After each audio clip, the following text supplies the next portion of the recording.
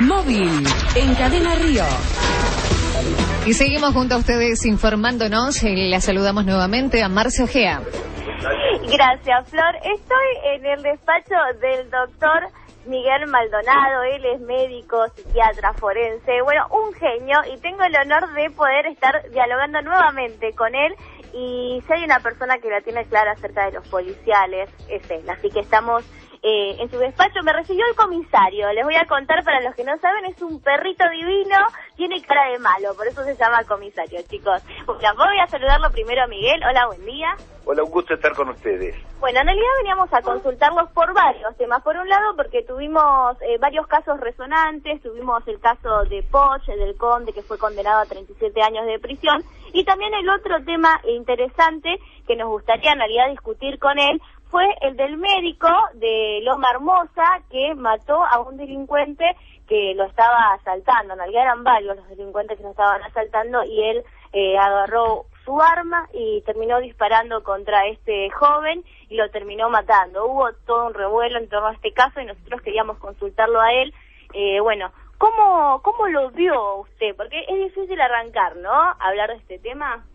Bueno, sí, un lamentable hecho más de los tantos que hay en la Argentina de inseguridad, y pareciera, es natural que así ocurra en un principio, pareciera que los juzgadores, es decir, fiscal, juez y demás, tienen la pretensión de que el hombre, es decir, este médico de 61 años, un hombre mayor, que ya había tenido varios episodios delictivos antes, algunos donde no les había robado nada, no le habían robado nada, y otros donde sí le habían robado otro coche y demás, pretenderían que este médico estuviera en total equilibrio y entonces pudiera razonar que ya había cesado el ataque directo, personal, después que fue golpeado, que fue bajado a empujones de su coche, que fue arrojado al piso, que él dice que le pasó el coche por arriba. Aunque no le hubiera pasado el coche por arriba, es posible que en los movimientos que hacía el conductor, que no sabía conducir ese vehículo, le haya pasado cerca y él haya interpretado que lo iba a embestir. Es decir, hay una serie de factores que han producido lo que nosotros denominamos un estrés agudo. Cuando un individuo está bajo un estado de estrés agudo, no puede pensar claramente. Hay un estrechamiento del campo de la conciencia que hace que el individuo obre en gran parte de sus acciones, de su conducta, por impulsos. Es decir, recibió estímulos, dispara impulsos. Entonces no se puede pedir un razonamiento tan claro, tan transparente, tan, digamos, adecuado, como para que él evalúe minuto, segundo a segundo, minuto a minuto, qué es lo que está pasando y llegue a la conclusión que no debe dispararle. Yo creo que actuó guiado por un impulso después de haber sido reiteradamente agredido. Entonces, ahora viene la racionalización. Bueno, ¿por qué hizo eso? ¿Por qué no lo hizo? Y demás. Pero es un aspecto que no se debe perder de vista en cuanto al estado psíquico del individuo, o sea, de la víctima, en este caso, de la víctima inicial, que es el médico, en el momento del hecho. ¿Y por qué reaccionó como reaccionó? Chicos, me gustaría seguir dialogando, pero tengo un problema técnico. Me estoy quedando sin batería. ¿Me podrán llamar, por favor, al otro teléfono? No tengo forma de comunicarles si quiero seguir con esta charla. ¿Podrá ser?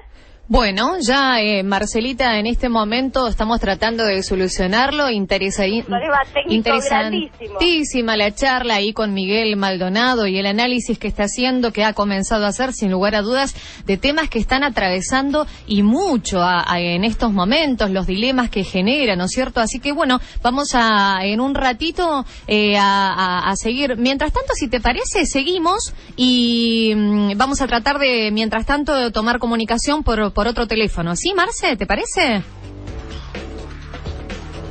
Bien, no, lo hemos perdido.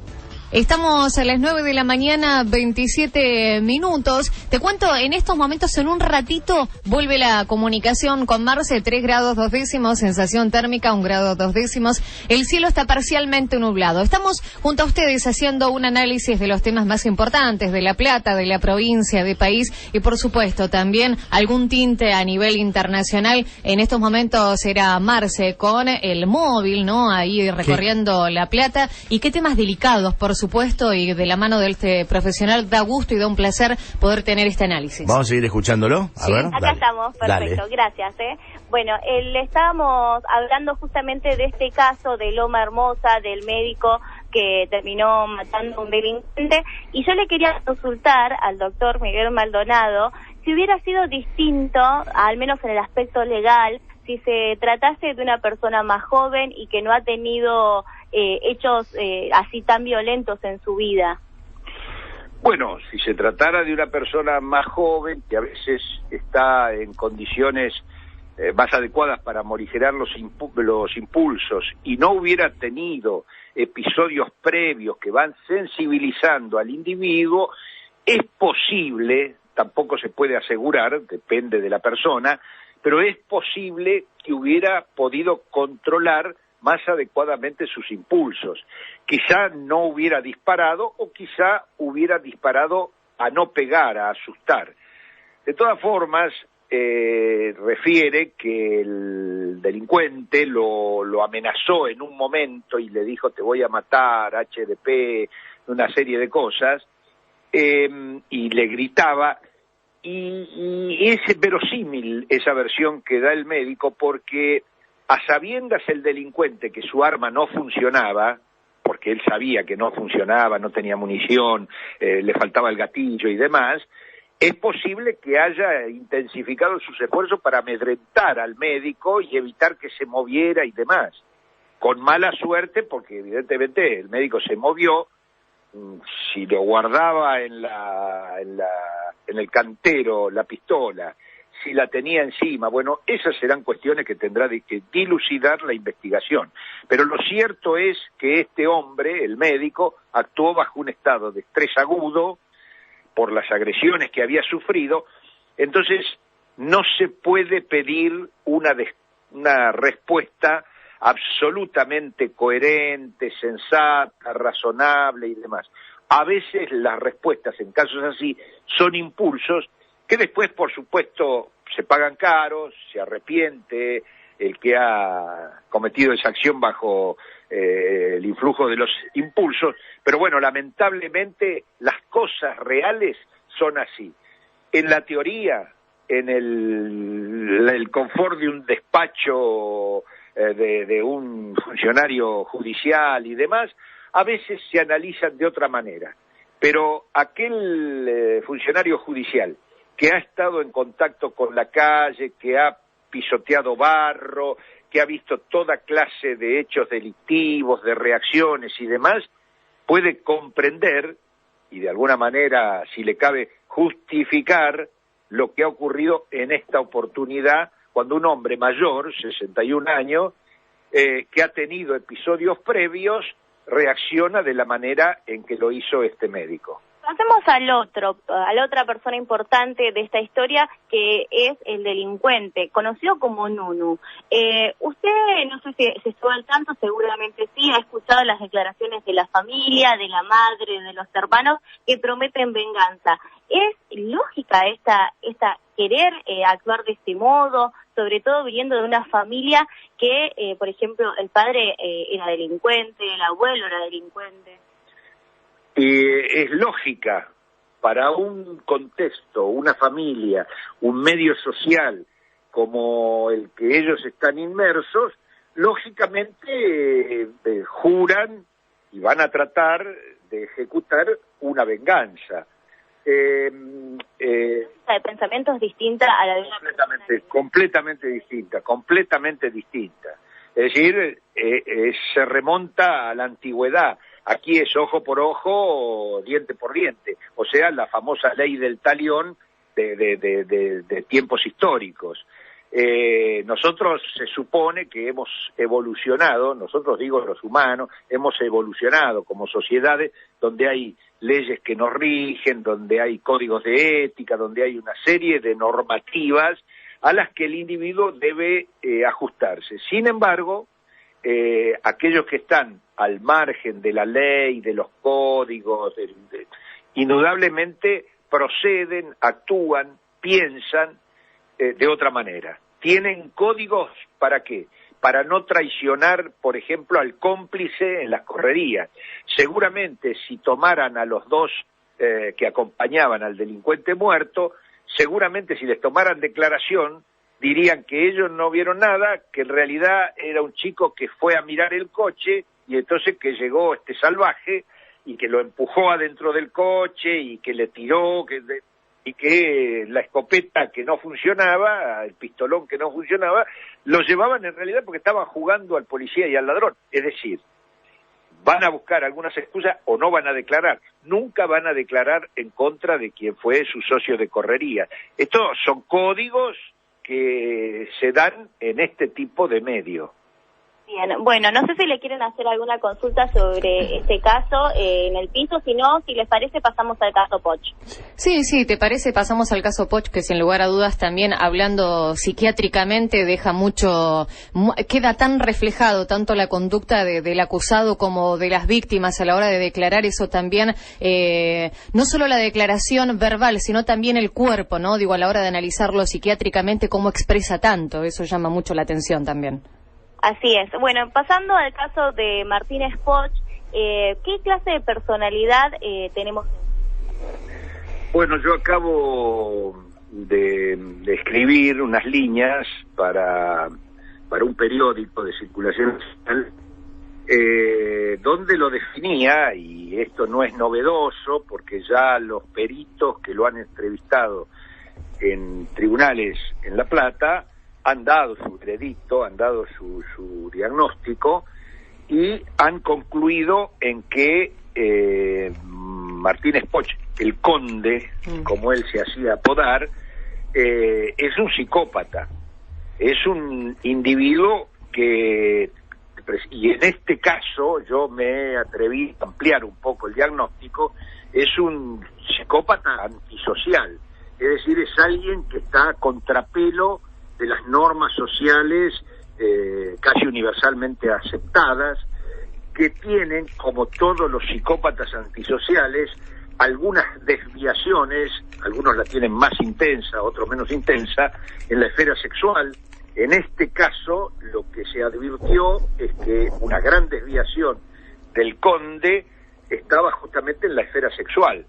Parafilias importantes. Claro, donde él sometía a las mujeres primero por la seducción, un individuo que superficialmente era muy seductor, es decir, buscaba, incluso así lo refieren las entrevistas psiquiátricas que le hicieron en tribunales, buscaba ponerse en el centro de la escena, buscaba atraer la atención, una conversación muy fluida, muy amable, pero a poco de andar, cuando se rascaba esa cáscara, se encontraba con un individuo frío, indiferente al ambiente que lo rodeaba, manipulador, y por supuesto en los hechos ha demostrado que tenía severas desviaciones en la esfera sexual, a punto tal que sometió a sus dos hijitas cuando eran menores. Esto no es un invento o una suposición, ellas lo declararon con pelos y señales, sin público en la sala, porque obviamente, es decir, la vergüenza en las víctimas de sometimiento sexual es muy grande, sean menores, mayores y demás. Y otras mujeres adultas, como la denunciante, que relatan detalles, pormenores, que no pueden ser producto de la imaginación. Evidentemente eso ellas lo han vivido. Y entonces no queda otra que hacer lo que muy bien los jueces hicieron. Le dieron la pena máxima que pudieron computar, que eran 37 años, que no es poca cosa. Habida cuenta de que en nuestro sistema penal el máximo es 40 años. ¿Qué ¿Qué se puede hacer con esta gente? Digo, un poco para concluir. La psicopatía, hay que dejarlo bien en claro, porque muchos dicen, ni es un enfermo, es un loco. Ni es un enfermo, ni es un loco. Está en pleno goce de sus facultades mentales.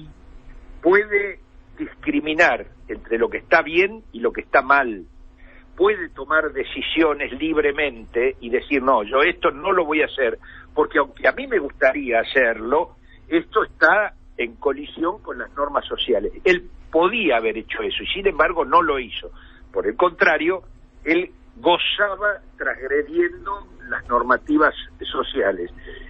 Y evidentemente estos individuos no tienen cura. Se ha intentado recuperarlos por medio de tratamientos psicoterapéuticos, pero como esto no es una enfermedad, sino que es una deformación de la personalidad, a punto tal que se le llaman trastornos de la personalidad, por ejemplo, es imposible modificarles la conducta.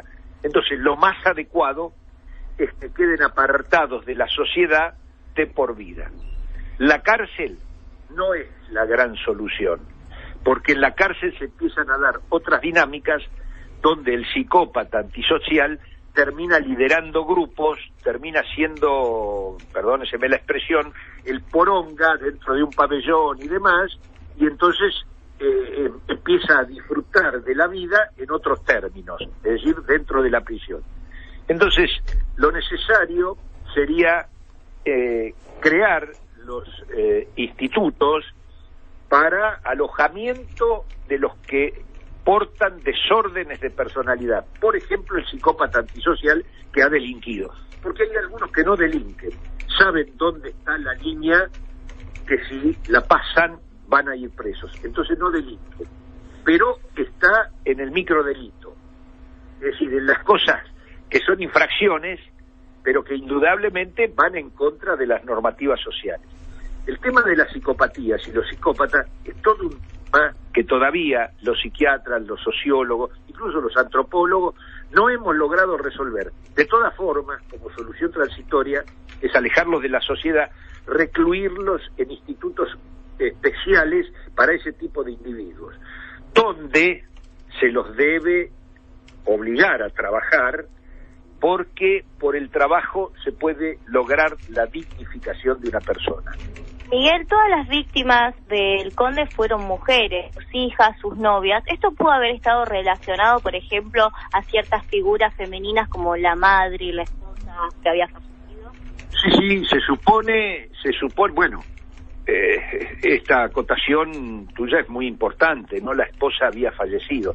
¿De qué? ¿Cómo? ¿Cuánto tiempo duró el proceso que la llevó a la muerte? Digo, porque quizás si investigara se encontraría con un delito importante. Digo, si se investigara. Pero al margen de eso, es posible que haya tenido relaciones conflictivas, quizás con su madre, quizás con alguna hermana mayor, con su mujer, es decir, o que haya tenido traumas, que haya sido un individuo de quien alguna mujer o algunas mujeres se hayan burlado en su momento por alguna cosa graciosa o grotesca que él tuviera, y entonces él hizo la reacción, digamos, como para contrarrestar esas sensaciones que él había sentido en esos momentos. Pero esto es una cuestión tan importante que hay que dejar que la sigan estudiando los psicólogos, psiquiatras, sociólogos, antropólogos y demás, para ver si se llega a una, digamos, por lo menos con claridad, por qué un individuo que nace sin ser psicópata, con el correr del tiempo, ya en su tierna infancia y juventud, va acumulando vivencias negativas que le van desordenando, que le van distorsionando la personalidad y que dan esta resultante que acabamos de ver. Si pasamos al tema de las víctimas, por ejemplo, Vanessa Rial se la vio muy mal a ella. Cuando nosotros la veíamos que daba las declaraciones a la prensa, siempre se la notó muy medicada. ¿Se pueden recuperar después de haber vivido semejantes cosas? Bueno, ¿Quiere volver a trabajar, por ejemplo? me parece muy bien que trate de retomar, siempre con ayuda psicoterapéutica, psicólogo, psiquiatra y demás. Ella trata de retomar un ritmo normal en la vida. Ella es una profesional universitaria, es abogada. De todas formas, y sin ser pesimista, es difícil la recuperación después de haber atravesado digamos, quizás un término médico, salir de una situación